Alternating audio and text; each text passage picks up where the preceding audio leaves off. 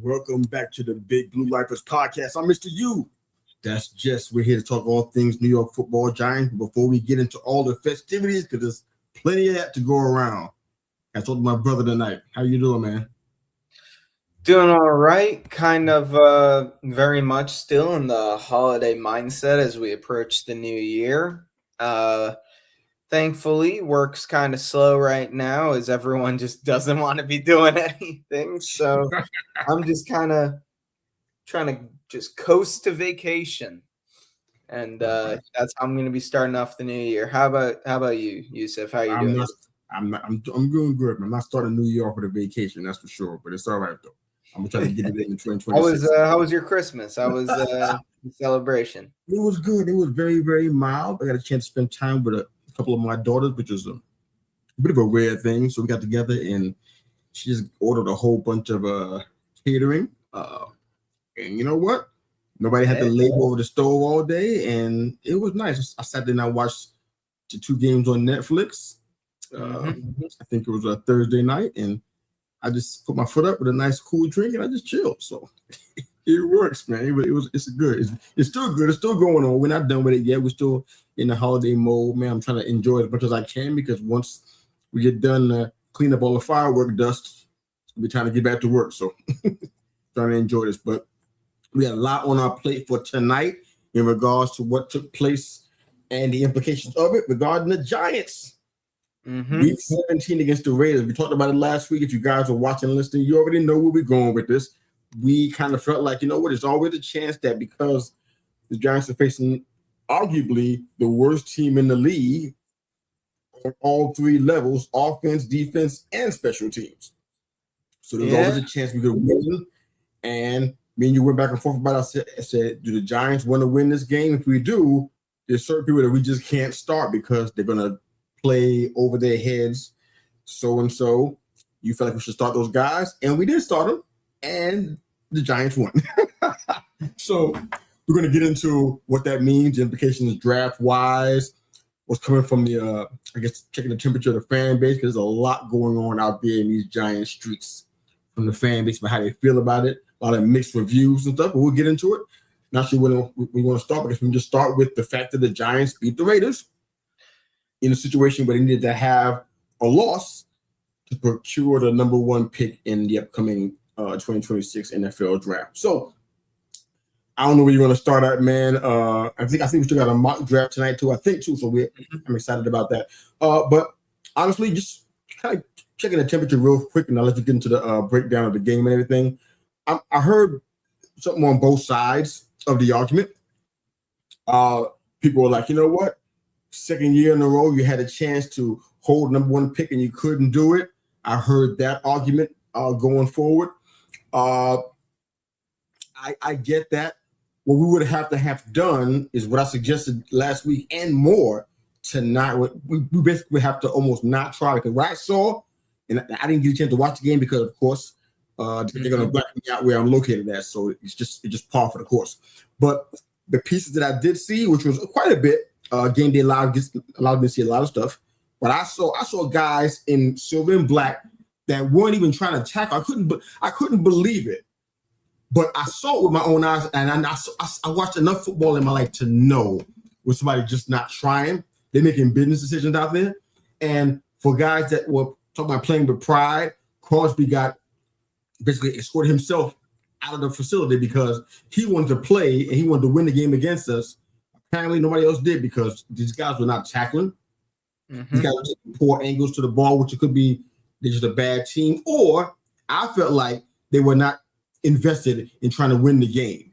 So you can't put guys with the kind of egos that we got on our team, guys with chips on their shoulders, like we got on our team. Put them out there. I mean, Rondell potentially playing for a contract potentially.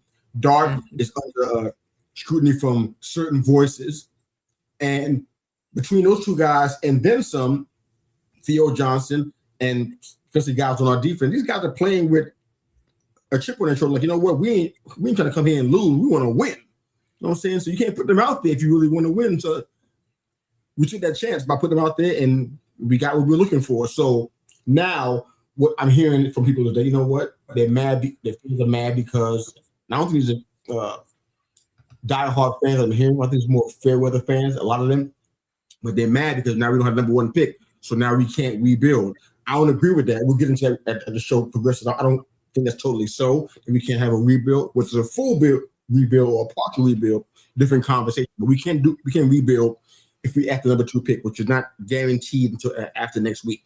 But I'm actually happy. I get the whole draft pick thing. We get into it. I'll share my feelings on that with the entire group, you included. Mm-hmm. But I'm happy. I saw these guys that have been laboring. They haven't had a road win since week 5. So these guys have been out here. Road win of week 5 last year, actually. It was the game against Seattle last year was the last time we had won on the road until this point. And that's nothing to be proud of. So watching these guys sincerely happy for each other, scoring and celebrating, I'm happy for that because that's the kind of Giants football that, honestly, we all been talking about all year. It's against the Raiders, understand that, but it's a win, and we played like we really want to win. So I'm happy about that part. So I'm not going to sit here and spit on their win and say, oh, we could have tanked and lost. Last year was a different conversation. This year, I'm not doing that because I think we have some things this year that we didn't have last year. But we'll get into it. Shout out to all of our people who are watching, listening, Slither Snakes and Daniel. If you're jumping in here, any comments and questions, drop them in the chat. Love to speak to those on air as we move through the episode. But thanks again for watching and for listening. Go ahead, man. So your thoughts on the Giants Raiders game overall, or any specific points that we have in mind? Yeah, so just some takeaways from the game itself. Abdul Carter continues to have just locked in past 4 games since Bowen's been fired, and I think just as importantly, more so since Kayvon has just been on IR. But Abdul Carter has like 3.5 sacks, double-digit tackles for loss, is now second all-time in rookie pressures since they started recording that stat. I think it was in 2017. He has 52. The record is 60 by Nick Bosa. He's just been playing like a man possessed these last 4. He's been exactly what you would think, what we'd had hoped to get in the 3rd overall pick. Dart looked like himself again. They finally allowed him to run. He was hitting guys who were open. He had a very good game. If you care about this sort of thing, I think he had like another 25-point game in fantasy, no turnovers. And it seemed like we had successfully bullied the Giants, and combined with Dart actually speaking with them into being like, hey, you remember that stuff that worked earlier with Dart? What if we did that again? You know, and that way he can play to his full potential here, or, you know, at least not look lost. And so that was really nice to see. But the thing that, like you had brought up, that everyone wants to talk about is the fact that the Giants no longer have the number 1 overall pick. Had we lost against the Raiders, we were guaranteed the number 1 overall pick, no matter the results of Week 18. Now we are in a very touchy situation here. Because with that loss, the Giants now hold the 2nd overall pick. And we are playing the Cowboys, I believe, at home.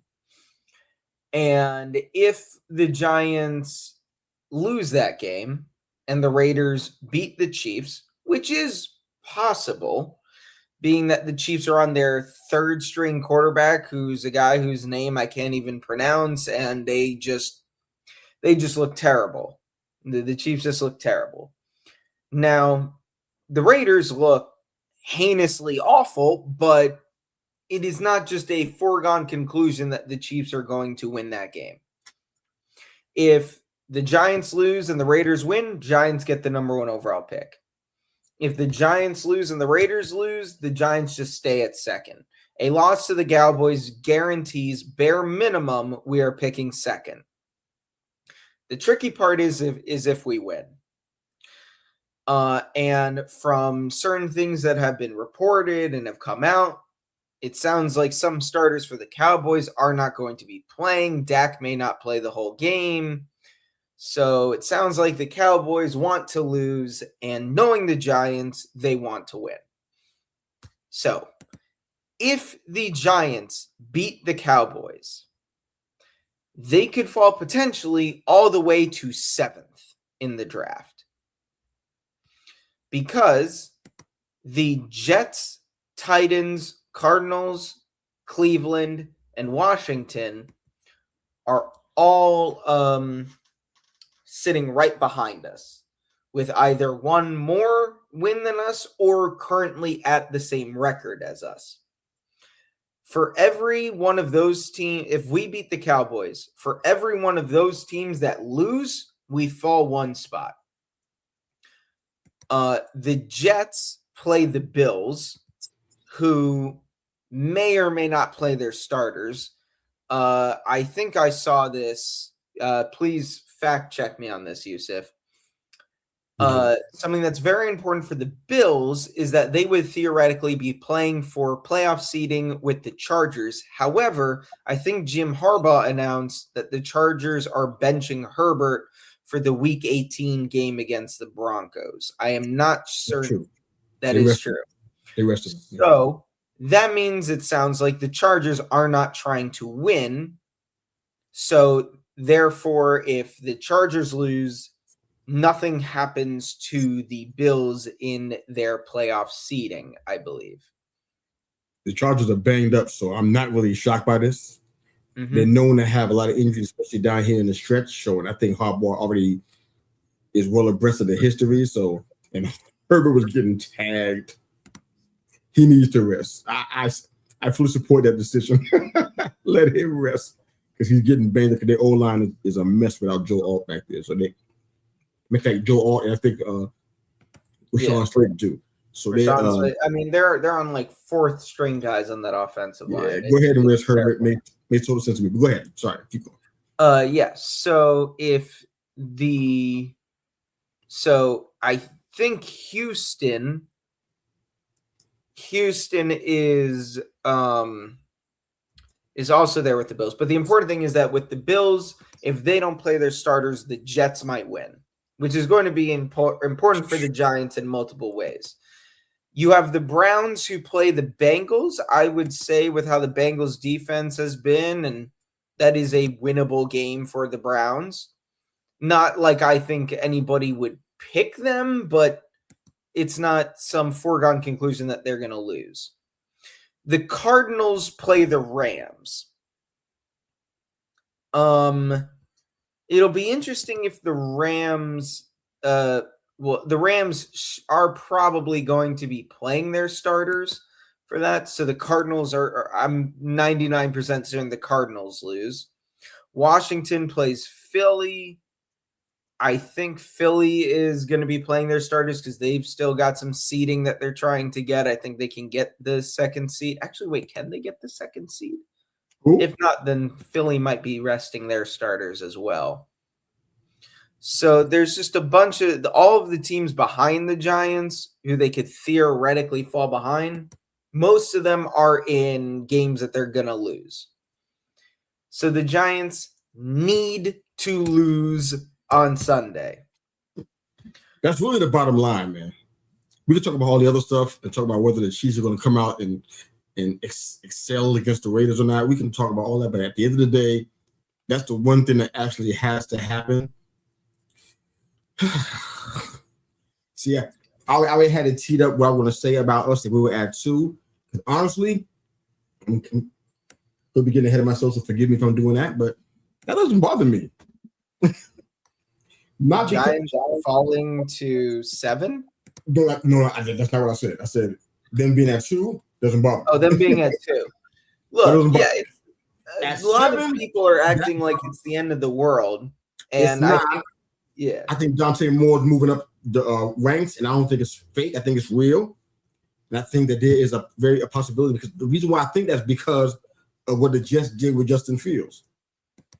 That's how I know what kind of quarterback they want to get, or Aaron Glenn, or whoever's running the show in that regard. I forget who the GM is. I blank out on his name. I think he's fairly new, I guess, but that's the kind of quarterback they want. So it doesn't surprise me that Dante Moore is being mocked to them so much. So if that happens, I can see a scenario where perhaps they may want to make a deal with us if we're not taking Reese there, which is a question also because, I mean, why we lose, why do we work harder to lose? Why are we comfortable being at 2? Because everybody knew in the organization that was going to happen.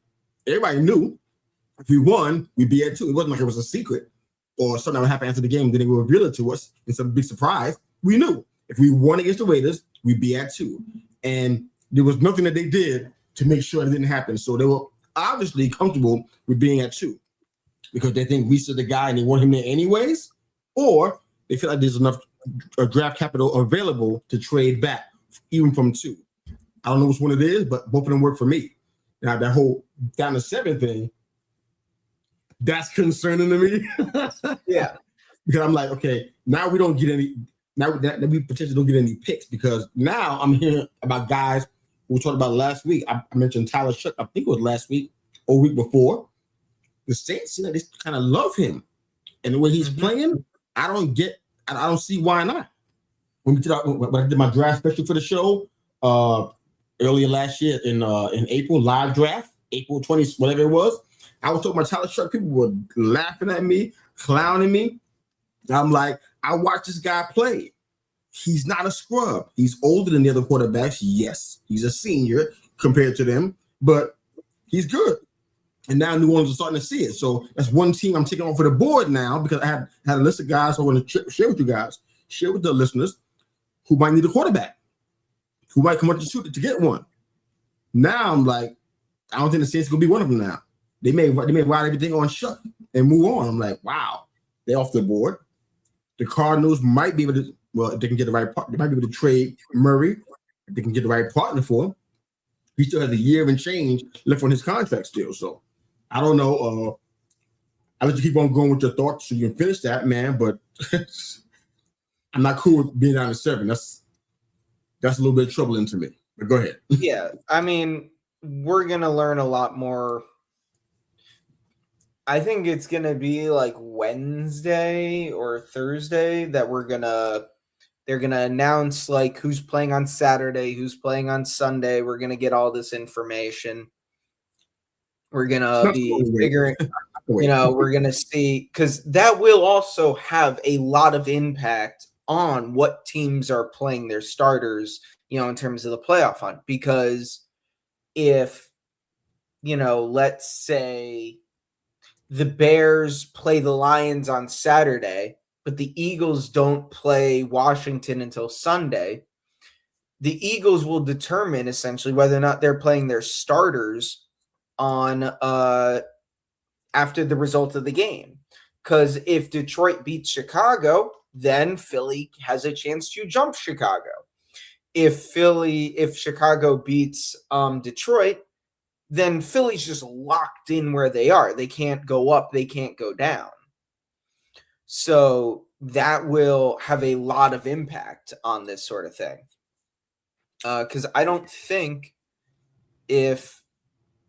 I think if the Bills probably play their starters because they have to, if they don't want to be the 7th seed, they would have to win at least this final game, but I don't think they can rise past the 6th seed, assuming Houston beats Indianapolis.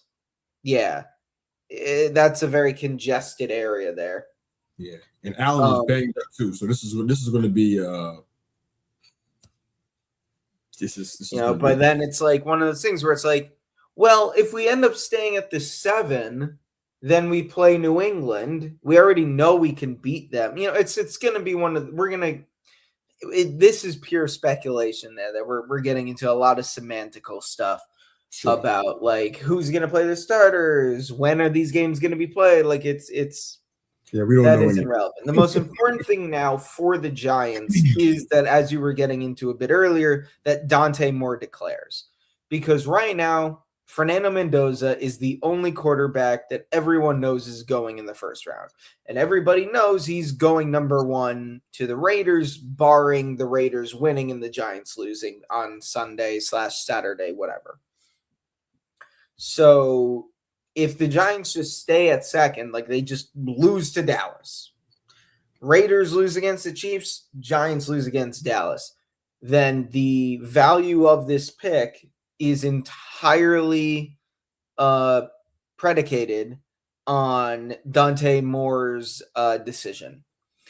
If Moore chooses to declare, I think the Giants trade back, and, well, lo and behold, Dante Moore, you are the second overall pick in the NFL draft, which even monetarily makes a lot of sense for him to declare.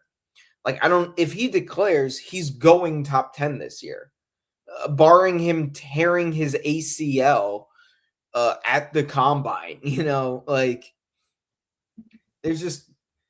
I think there's too much for him to gain by going to the draft. There's too much to lose by just staying and not doing anything, like staying for another year of college.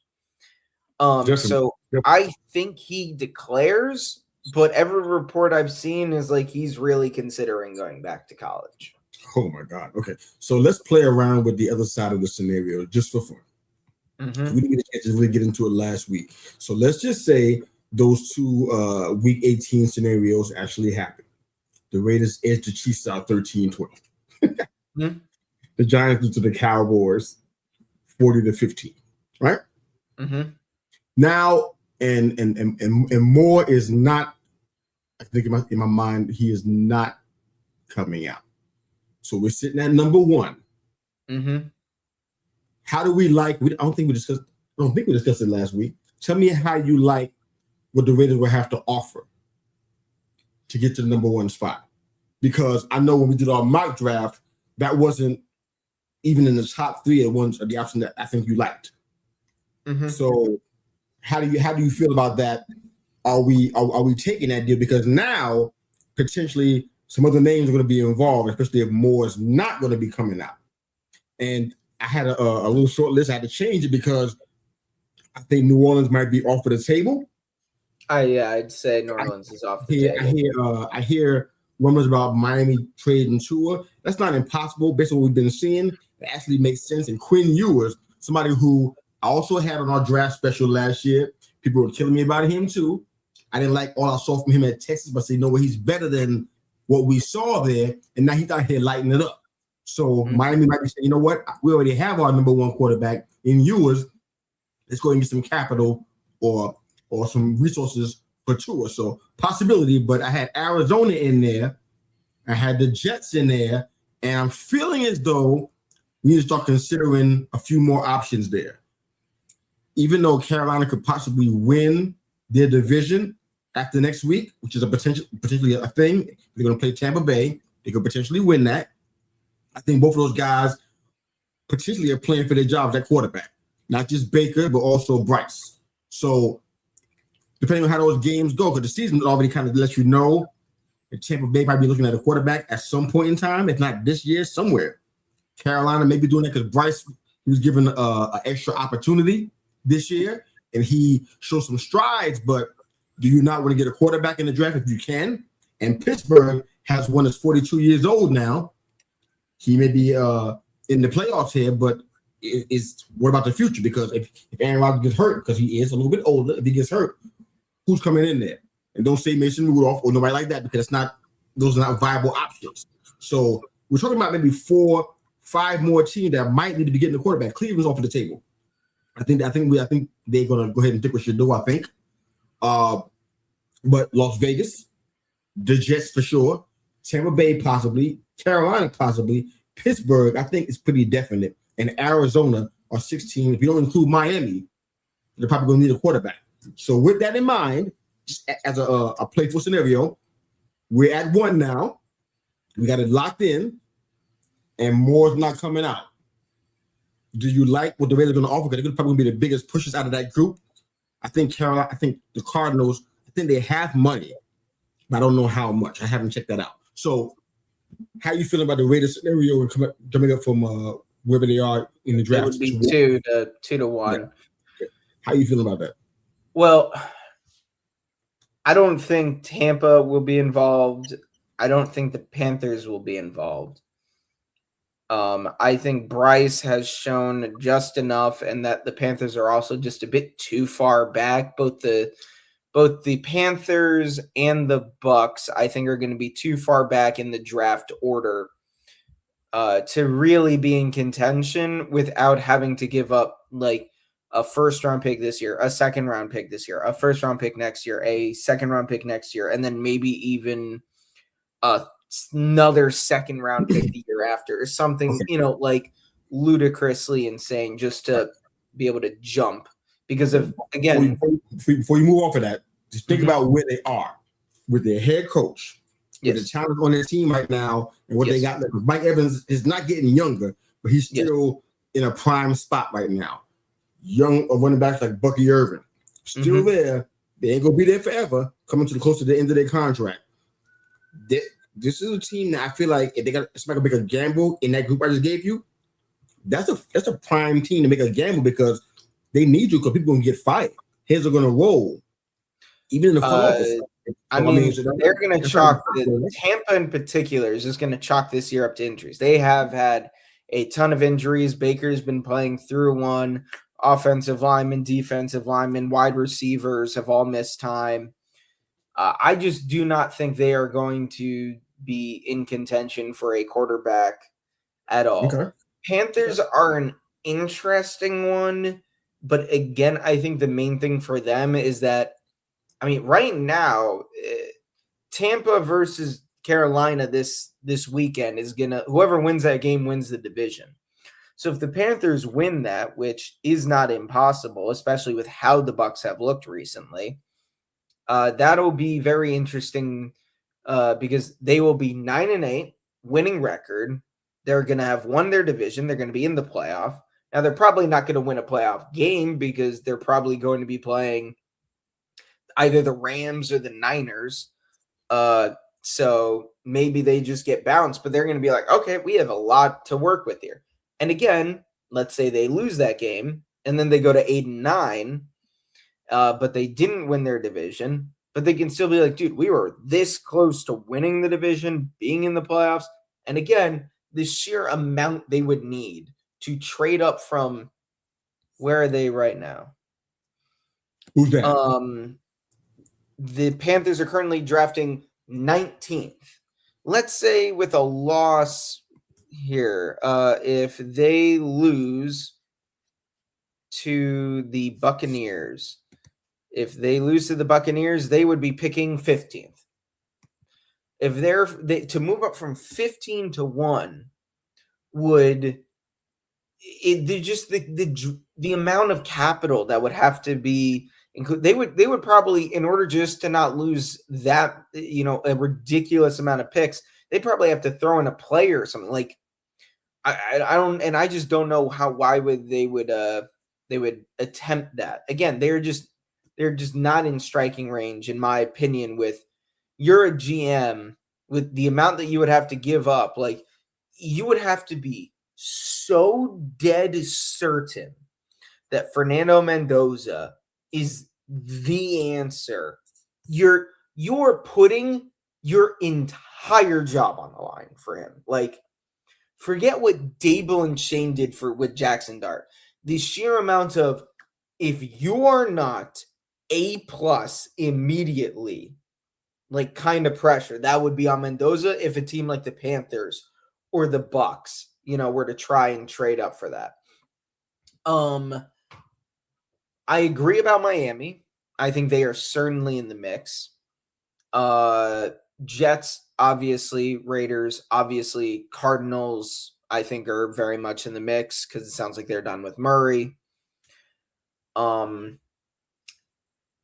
Cleveland, I think I agree. I think they're going to just let the things fall to them, use their multiple first-round picks this year, continue to build the roster, and just move forward next year. Let's see what we got with Shedeur.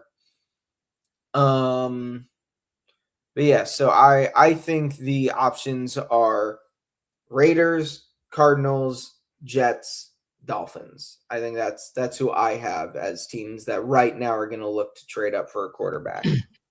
Okay. I'm gonna let you take us to our next point. I wanted to drop some contract information on the quarterbacks that will be affected by this scenario we're talking about today. So Kyler Murray signed through 2027, team option in 2028. The rumblings, I think they're really true. They're going to try to move him probably. Bryce Young is signed through next year, team option in 2027. I think that's significant. That's why I felt so strongly about that. Geno, amazingly, still on the Raiders, signed through 2027, but I don't think they don't want somebody. They want him more as a backup, as somebody to kind of be a clipboard holder and an advisor to their rookie quarterback coming in, which is going to be Mendoza more than likely. Stafford is signed through 2026. Not seeing the Rams trying to jump up to that spot. I think they already drafted a quarterback last year whose name I'm blanking out on right now, but I think they already have somebody to work with. Rattler, who may just be a persona non grata right now, he signed through 2027. Shuck through 2028. Aaron Rodgers, he signed through this year right here. So next year, apparently, I think, if I'm not mistaken, he's a free agent. And Baker signed through 2026. And with all the year he's had this year so far, he has to do amazing things next week to change my mind about the fact that, you know what, they got to look elsewhere for quarterback. If more comes out, like you already intimated, then maybe perhaps Tampa may find that interesting enough to make some moves there, depending on where he falls in the draft. But we can go ahead and move on to the next point. I wanted to make a quick point about this part, and then we'll move on to what we have next. That thing with the Raiders and Crosby, that was so weird to me. Because it was really clear. I think he's done with them. I think I think he's going to be moved this offseason, actually. That's going to be a huge haul, contract-wise and just talent-wise.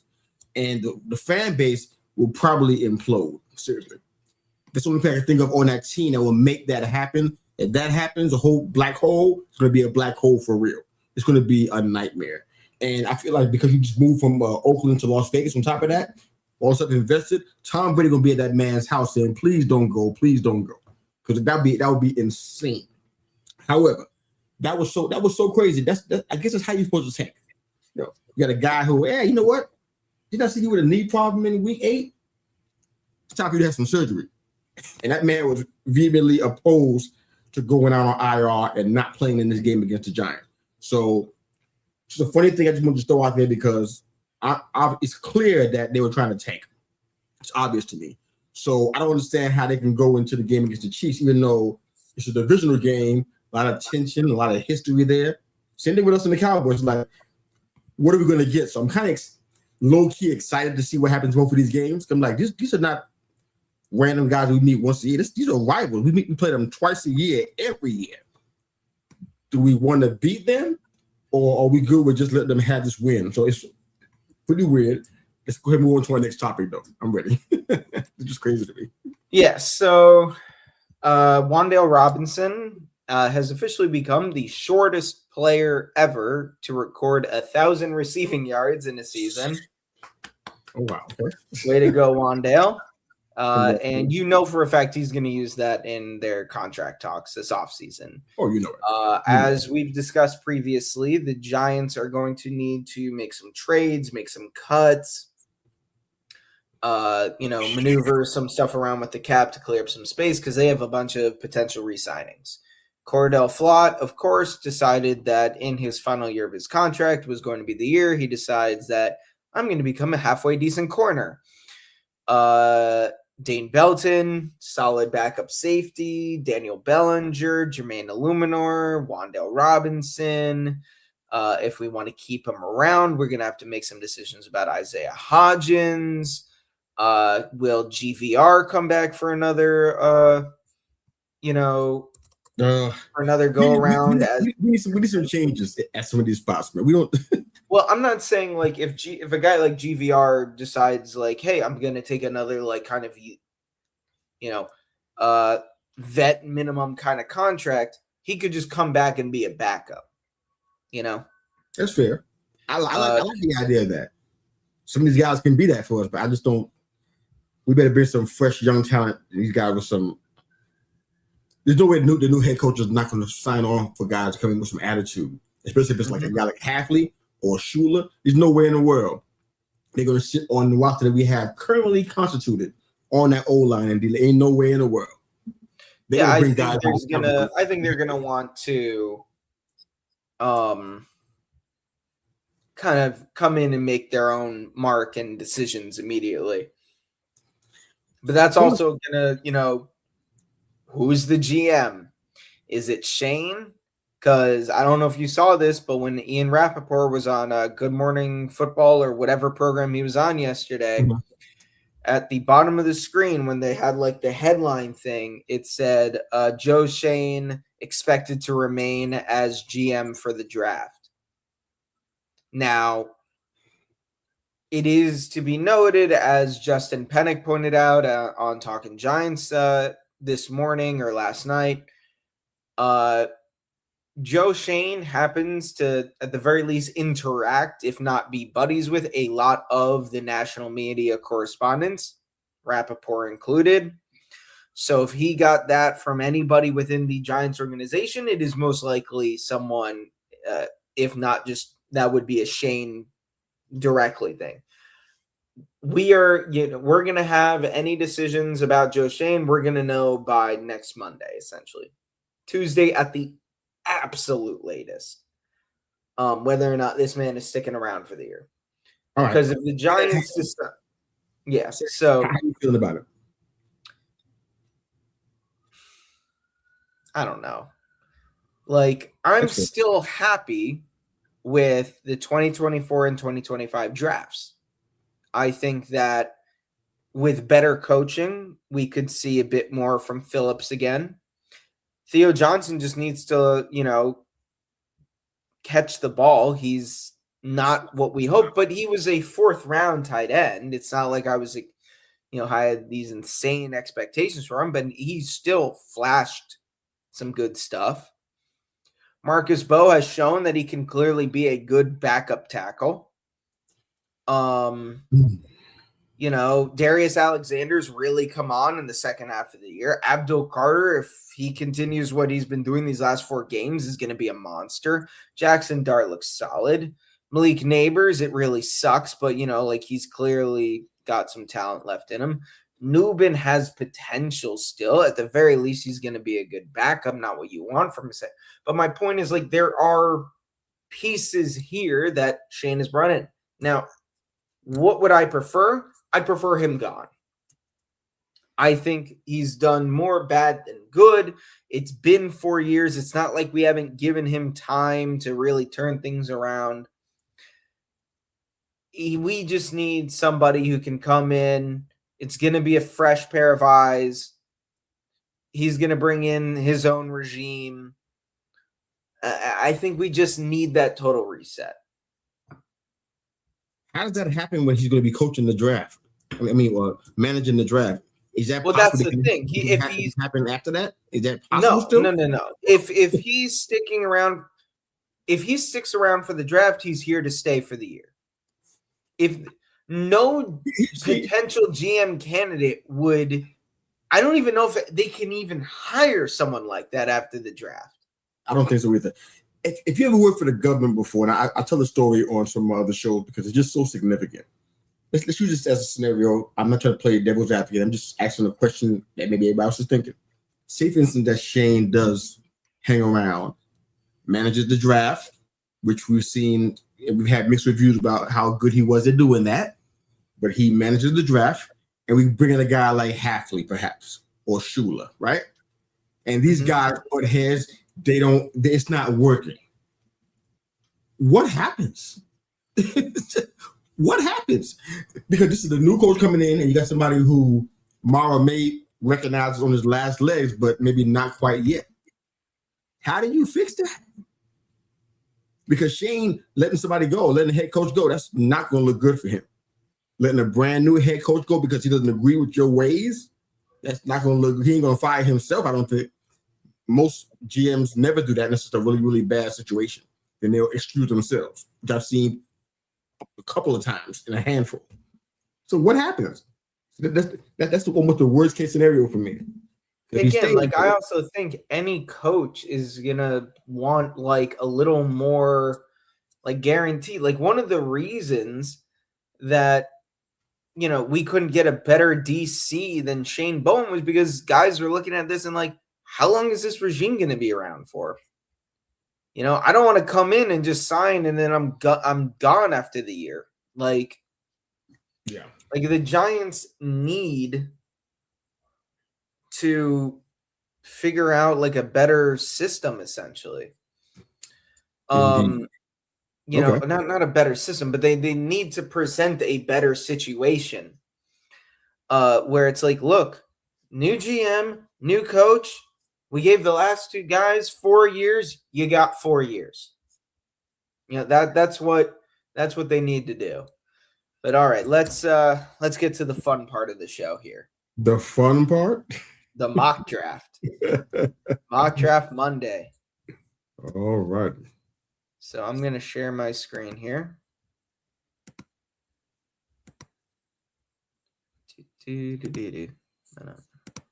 Can you see my screen here? Yes. All right. So I have this draft order completely set based on how Tankathon has it. Giants are in second, and everything else is in order. I upped the care for positional value as well as drafting for needs is going to be about a little above average. So this should be semi-realistic here with who guys are taking. We're doing a full 7 rounds. Oh, boy. All this good for you? It's fantastic for me. Let's do it. All right. So we enter the draft. We start the draft. And it looks like Dante Moore went number 1. So not the most realistic, but not unrealistic. Depending on if he declares. I don't think it's inconceivable that the Raiders would take him over Mendoza, given the theoretical upside of Dante Moore compared to Mendoza. That's so fair. Now we get into this. All right. Operating under the assumption that, we've got the Jets trying to trade up, the Cardinals trying to trade up. Who else did we say here that could be? Arizona could potentially do that. Arizona, potentially. I think we've got Jets, Arizona, theoretically Cleveland, but let's not use them. We've got the Dolphins down here at 12.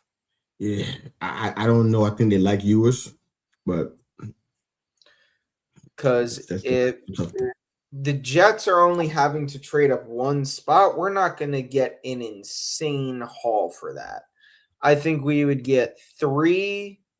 I think we could get 35 and 46, leave, and then don't take any first, which would be more of a immediate fix situation. But if we were to, but I don't think we get a future first. And I think if you're the Giants, you want a future first. So let's go here to the Cardinals. Yeah, let's look at that. I think we could get 5, 37, and their first round pick next year. This is saying this is a 66% chance, so we could actually ask for some more. If we were to ask for a 3rd round pick next year on top of all of that, because we could QB tax the Cardinals here. Like, you're jumping over the Jets who need the other quarterback. Something like that. Yeah. So I think, honestly, asking for something like this wouldn't be out of the picture. No, I don't think it'd be out of the picture. I like it, and I really don't feel like Indianapolis is going to go that route unless they just feel like Daniel's injury is problematic. Mm-hmm. I don't think they like Anthony Richardson as much as they should. And I'd just be surprised if Rivers comes back and plays a full season. That would just shock me. So as much as I want to include them, just to have as many people claiming for that pick as possible, which is good for us, obviously. That would be pick 18, in which case we'd be asking for like 1, 2, 3, 1, 2, 3, 1, 2. Oh man, is that real? Is that which one is more realistic in this scenario? The Cardinals or the Colts? I just kind of feel like maybe it's the Cardinals infinitely more realistic. Also, because you have to remember, how far back do the Giants want to drop? Because if we trade back all the way to You froze up on 18, me. You froze up, Huh? something. You talking about you froze up. You said where the Colts are? 18. yeah, the Colts are all the way down here at 18. This is where they are currently slated to pick. Yeah. Not sure it's going to change, but that's where they are. All right, let's offer this trade to Arizona here. Let's do And they it. accepted. So we get 5 and 37 this year, and we take their first and second next year. That's great to me. All right. So this, all right. Probably have to trade again at some point during this draft, though. So the Jets took Reese instead of Mendoza. Is that really? None of these things are going to be perfect. Oh, brother. The Tyson one, I get that one. The Tyson one, yeah. The Tyson one makes sense. The Cardinals actually took Caleb Downs. You know what? Actually, well, actually, no. the team is not going to change very much, though. Even with that. So here's what we're gonna do. We're going to pretend like the Cardinals took Caleb down. The Cardinals took Mendoza. The Jets took Reese. You know, we're gonna have a 10 for 10 draft. I mean, how's this gonna work? I don't know, man. In this situation, ooh, this is tough. My favorite pick here would be Carnell Tate. He's 6'3", about 200 pounds, great route runner, great contested catch guy. He hasn't dropped a single pass this year. And he's actually my wide receiver one, at least compare, like when you take everything into account, because Jordan Tyson, I think, is a better wide receiver, but has serious injury concerns. That's fair. So for me, I'm getting like 90% of the player here, or 90% of the prospect, with none of the injury concerns. Yeah. Well, I think we talked about this maybe 2 weeks ago or so. I felt like I had a third wide receiver, and I'm just blanking out, so forgive me. But Makai Lemon. No, not him. He's not on my top three. But Tate Boston? Yes, Boston. But Tate is my number one. It's for some of the same reasons. I think he is definitely a playmaker. I think he's pretty versatile. I think he's technically sound, which is something that, honestly, a lot of nice wide receivers out here, but how many of them are technically sound that win consistently in the middle of the field? I don't know a lot of those. There's some, but it's not a lot of them. So I like him here. I will go ahead and say yes to this. The idea of having other guys that I think are really, other guys that I think are really good would be Sonny Styles. I love him. Great off-ball linebacker. Makai Lemon is my wide receiver 3, but I think I would prefer Carnell Tate. Interesting option here would be a Mansour Delane. Try and shore up that corner spot. Lockdown guy, 6 foot 190. It's got really high coverage grades here on PFF. Plays a lot of outside corners, so we're not just drafting another slot guy. Jermod McCoy is a little bit of a tougher one to gauge because I think he tore his ACL this year. I don't think we'd be going offensive lineman here, but Peter Woods, if we want to put a big body right next to Dexter Lawrence there. Yeah. But I think my favorite prospect here in this scenario, being that Caleb Downs is off the board here, would be a Carnell Tate. I'm with it. Let's go. I don't think there's a better option in that group. I like Jeremiah Love too, but not there 5 over Tate. Oh, so we got 34 and 37. Well, this is going to be fun. All right. Yeah, so because we traded back with the Cardinals, we took their second round pick. So we have 34 and 37. Now, this is the area where I wouldn't really mind looking on the defensive side of the ball here. Amari Washington, I love how he's got an excellent combination of size, strength. He can stop the run. We could go Anthony Hill on an off-ball linebacking option. Young, doesn't miss many tackles. We've got him, we could place him next to Bobby Okereke, or maybe we've cut Okereke. A guy who's not listed up here that I think is really good is Emmanuel Pregnon. He's, I think, maybe the second best guard in the draft. Issue is his age. He's going to be like 24 when he comes out. So a little older there. Of these available options. Jennings Dunker's another one. He's probably going to be a guard at the next level. If he's willing to, hop inside. The issue with getting these linemen is we don't know what scheme we're going to be running, which is a big part of drafting these guys. We could double up on wide receiver here, get another guy that's, Casey Concepcion he's really good, except for he's got a little bit of a drop issue, as you can see here with his 10.3% drop rate. He's had 7 drops on the year. Ian Strong out of Rutgers, Chris Bell, depending on how you like him, coming off the ACL, Elijah Sarrett. Not doing that, but yeah. If we want to replace, what's his face? Oh my God, I said his name earlier. Oh my God. Newbin, thank you.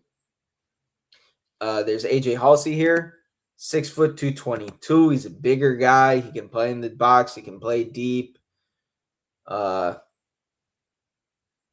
He's got a very high coverage grade here, above average run defense grade. What are you thinking here based on these available options? Do you want to attack the trenches? What happened with Anthony? Anthony Hill? What's the linebacker? What happened there? He's down here. I think somebody's down here. Well, yeah, I scrolled back up. I'm like, he's really low, but I think he's going to be a little higher than this. I would expect him to be drafted a bit higher. Yeah. I did have some concerns about his time off the field this year.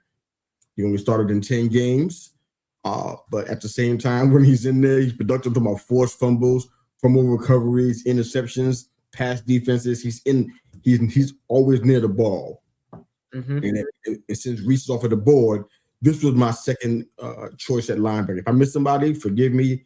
Open for correction today, but I like Anthony Hill right here. With all the guys we've seen so far, I don't have anybody that I like more than him here.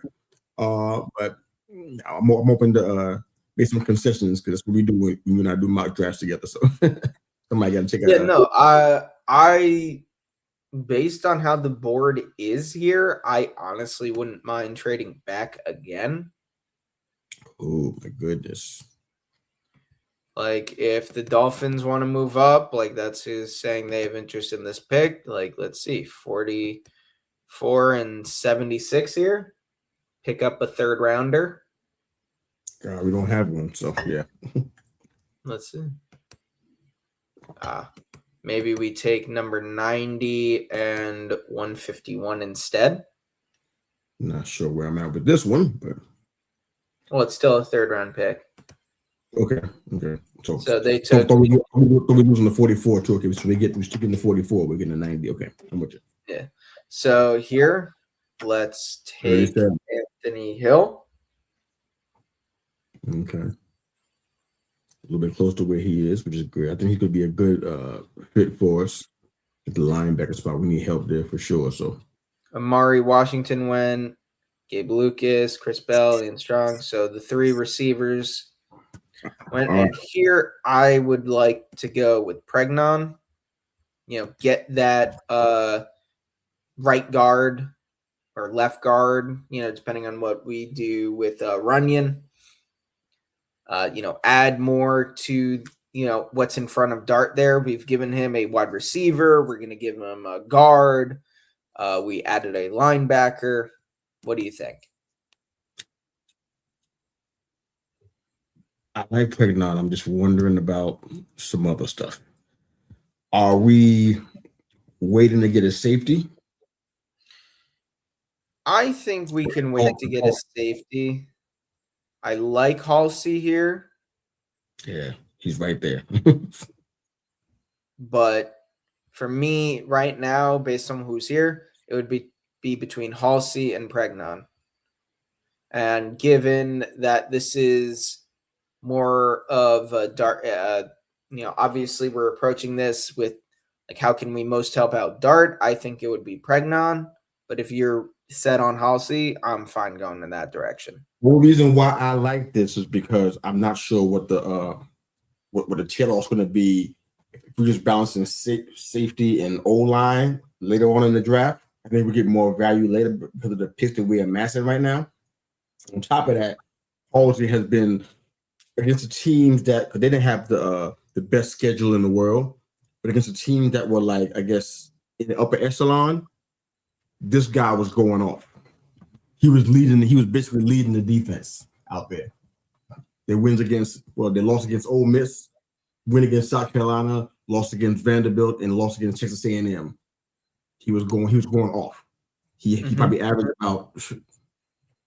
about 30 tackles and not many interceptions, but he's just been, a ball hawk, so to speak. So I like him here, but all I can say to answer your question is let's look at what we got in the O-line and then match it against the safety and see what we like. And then we can decide from this. That's what I normally do when I'm doing the mock draft. So yeah, so PFF has the only has Pregnon and then 2 centers graded out for second round level guys. Then there's 1 third round guard. And that's it until you get into like the 5th round, 4th, 5th round. Then let's I don't know how much I like Chase Personas, but you can you have Halsey, then you have Dylan Theinman, Kamari Ramsey. Seems like there's a bit more safety availability. Okay. Let's go ahead and take Pregnon then. Let's get Pregnon here. We're going to have to do it anyway, so let's go ahead and do it right here then. All right, so we come up with pick number 90 now. Mm-hmm. Wow. We could double up on O-line here with Besantis. We could grab another linebacker with the guy who won the Linebacker of the Year award in Jacob Rodriguez. Looking at safety here, there's Zachy Wheatley. We might be able to get him at 102. Maybe. So if you wanted to grab Besantis here and then hope Wheatley falls to us. Yeah, Rodriguez had a really, really good year, but let's see if we can try to grab him later. But I like Besantis here. All right. Getting those linemen. And he fell to us. Ooh. Zachy Wheatley. I don't know a whole lot about him. I saw a half of a Penn State game this year, so not a lot of context. So I got to be honest about that. But it looks like he's out here doing work. It's not best in the world. Got a good coverage grade, got a good run defense grade. Missed tackle rate's a little high. Yeah, but in games too. I don't know exactly why I can't see from here why he was he only started 12 games. I don't know what that's about. I'll be honest, man. I'm not in the fields about this one. Just because of him. Not again safety here, but just we could go corner. No Savage man that you I like I like Malik Muhammad here. Ooh. He's a big body corner, 6 foot 188. It's a little younger. Has had a bit of a rough second half of the year, as you can see here, Yeah. which has caused him to fall in the draft. There's Will Lee, but he's not a good run defender at all, as you can see here. Let's not even do that then. How you feeling about Sab? I know you mentioned him a couple of weeks ago. You still feeling the same way about him? You like him here, or well, being the Keon Sapp, yeah, he's definitely an option here. Ooh. He's got a much better. His run defense grade overall is a little worse than Wheatley, but his missed tackle rate is better. See, like he's not even in games according to these numbers I'm seeing. Oh my God! All right, is Jacob gone? Rodriguez? Yes, is he gone or are we still here? Yeah, he was taking one spot ahead of us. Whoa. See, they must have heard us talking. There's no way that happened. This is PFF nightmare. All right. Xavier Scott having a bit of a down year here, but he's only played 3 games. Wow. All right, we in a bit of a jam here. All right, so anything on the line we can look at? Well, we've gone back-to-back picks on offensive line. I don't think we need to go line again. There's Michael Taff. How many picks that we made again? We have made 4 picks so far. We've gone a wide receiver, linebacker, guard. Yeah, no D line. That's what I was talking about. Okay. Is Albert Regis here? Just about the opposite Dexter, like you think this guy is it though? He's a little undersized at 6'1", so I don't love that. I know Amari's already gone by now for sure. So Skylar Gill Howard, 6'1", 290. Eesh. What's the move here? I think we go Sab. All right, let's do it. You still got somebody fighting in the safety spot, so that's good. All right. Where are we going to end up here? 141. Oh, brother. Could go linebacker again with Trey Moore. You see that Michigan man? I'm partial to him. I know what he can do, but I'm just partial. But that's just me. All right. So Jalen Kilgore here at corner. It's an option. Trey Moore. Pair up the 2 Texas linebackers.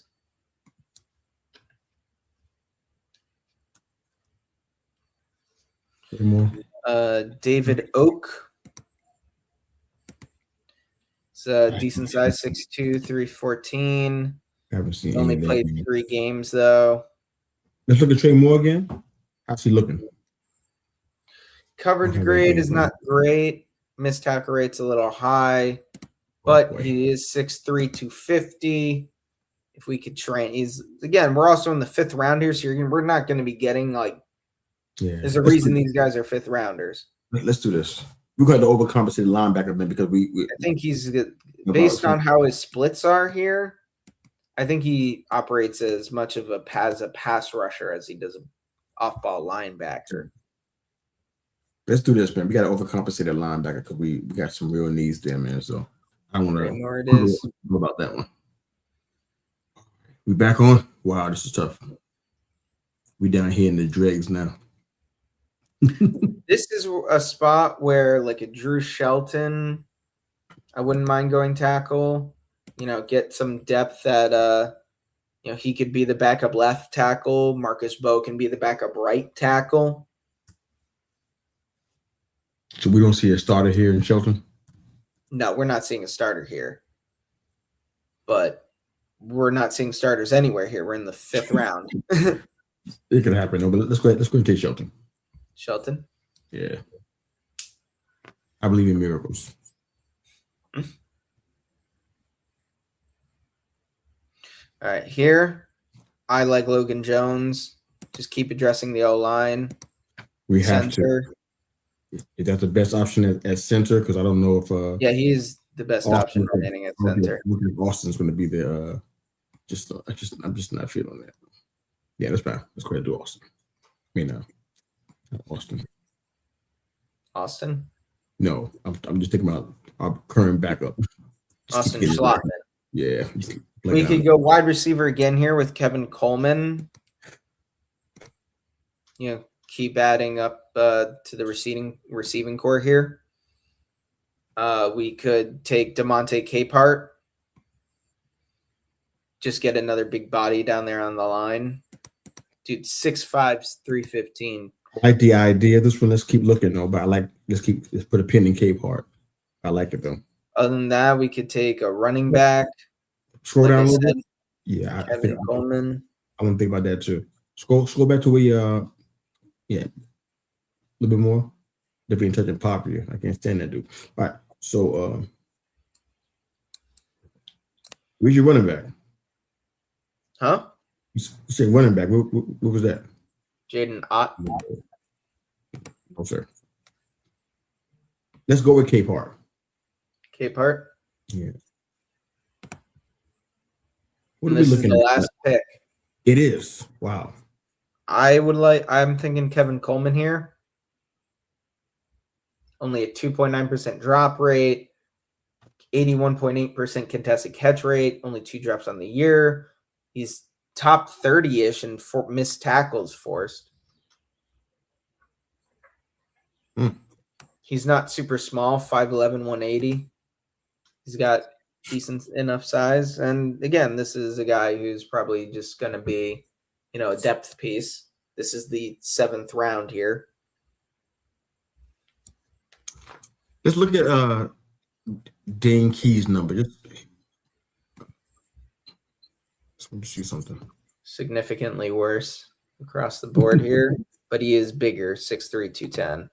Yes. So that he has a significantly worse contested catch rate while being 4 inches taller and 30 pounds heavier is concerning. His drop rate is nightmarish. Christian Gray, not a good in coverage. So no. I wish we'd have got Braille before now, because now I don't want to do it now. We already got a center back there already, so we already got replacement. Let's go ahead and get the wide receiver guy you're looking at. Kevin Coleman. Yeah. And that'll be the end of the mock draft. It's probably going to give us a big F, but it's all right. I'll probably want to see that grade, but this is fun though. What's going to happen?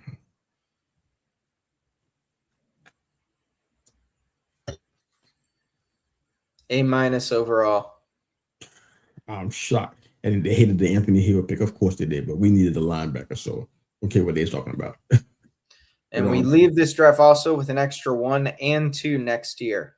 Yeah, I can live with this. That back end, I don't know what's going to happen with that. From 180 on, I don't know, but I'm definitely good with everything else that we did. So, yep. All right, good stuff, man. So this is the mode that we're in right here, man. But this has been fun.